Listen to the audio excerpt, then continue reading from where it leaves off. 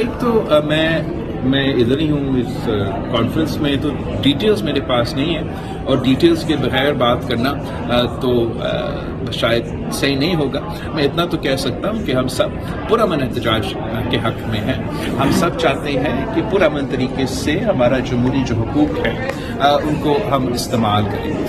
اس context کا تو شاید مجھے نہیں پتا، مگر ویسے مجھے تحریک انصاف کے حوالے سے اتنا پتا ہے کہ نہ آج نہ کل وہ پرامن احتجاج میں یقین رکھتے ہیں، نہ آج نہ کل وہ جمہوریت میں یقین رکھتے ہیں، وہ ہمیشہ انتہا پسند سیاست پہ یقین رکھتے ہیں، نہ وہ پارلیمان میں آ کے اپنا کردار ادا کرتے ہیں۔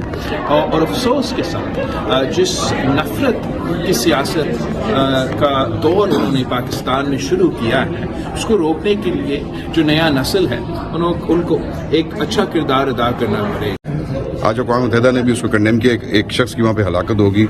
شہید بینظیر بھٹو جو آپ کی والدہ تھیں، وہ ہمیشہ سے کہتی تھیں کہ جو پرامن جو مظاہرین ہوتے ہیں یا ایکٹیویٹیز ہوتی ہیں، پولیٹیکل ایکٹیویٹیز، ان کو ہمیشہ جاری رہنا چاہیے۔ اس ڈیتھ پہ جو آج کنڈیمنیشن بھی آ گئی ہے اقوام متحدہ کی، آپ کیا کہیں گے سر؟ ایک تو میں ادھر ہی ہوں اس کانفرنس میں، تو ڈیٹیلز میرے پاس نہیں ہیں، اور ڈیٹیلز کے بغیر بات کرنا تو شاید صحیح نہیں ہوگا۔ میں اتنا تو کہہ سکتا ہوں کہ ہم سب پرامن احتجاج کے حق میں ہیں۔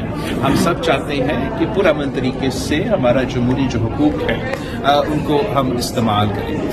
اس کانٹیکس کا تو شاید مجھے نہیں پتا، مگر ویسے مجھے تحریک انصاف کے حوالے سے اتنا پتا ہے کہ نہ آج نہ کل وہ پرامن احتجاج میں یقین رکھتے ہیں، نہ آج نہ کل وہ جمہوریت میں یقین رکھتے ہیں، وہ ہمیشہ انتہا پسند سیاست پہ یقین رکھتے ہیں، نہ وہ پارلیمان میں آ کے اپنا کردار ادا کرتے ہیں۔